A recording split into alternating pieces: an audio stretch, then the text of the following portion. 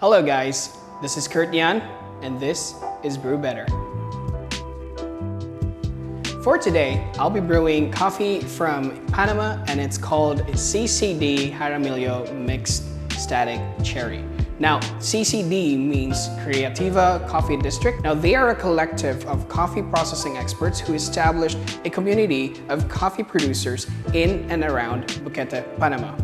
A little trivia though, these are the same exact guys that have worked with La Palma El Tucan, so you already know that they're one of the best. And today, we'll be brewing with this fancy looking Pearl Finish V60, accompanied with dark roast coffee paper filter, which is a lot thinner than the usual paper filters that's available in the market right now. This creates a rich tasting cup without the sacrifice of losing flavor. I've already pre-weighed 13 grams of medium fine ground coffee.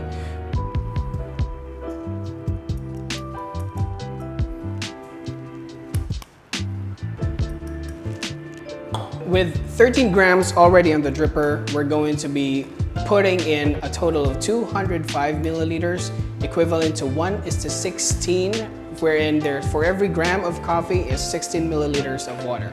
This creates a clean tasting cup, and at the same time, the body is not sacrificed with a magically unique acidity, similar to raspberries. So let's start brewing.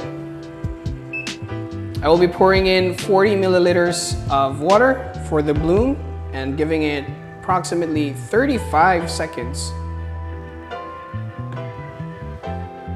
What's amazing with this is that this coffee came from the Jaramillo estate. It's a particular place in Boquete region in Panama, and they have collaborated with Creativa Coffee District in creating such unique. Just a little note, this is a 93°C water. I'm not going too hot and I'm not going too cold for this because we also want to make sure that the acidity and the sweetness are properly extracted without extracting those bitter compounds that's somehow connected with the Caturra and the Catuai varietals. This coffee was grown at 1,600 meters above sea level, which makes it interesting enough because there's a right amount of development for the acidity and sweetness. And I've already poured my third pour that's totaling for 50 milliliters, putting us at a current yield of 150 milliliters. We make sure that we let this fully drain before we add and proceed with our last pour. Now for my last pour, it's only gonna be 55 milliliters left, and I'm going to create one circular pour and then focus on the center. Make sure that the flow is very slow. That's about it. Now we wait. Now, because this is a mixed static cherry natural, it is processed much like an anaerobic process, but the only difference is that due to the technology and the improvements in the whole processing methods, they've already started to categorize the anaerobic processes, and this is static, meaning they technically leave it in steel drums and leave it there to ferment with its natural acids and bacteria and yeast for a total of 72 hours without changing the temperature. Of course. That's about it. Total brew time of 3 minutes and 20. Fully drained. Let's take our first sip.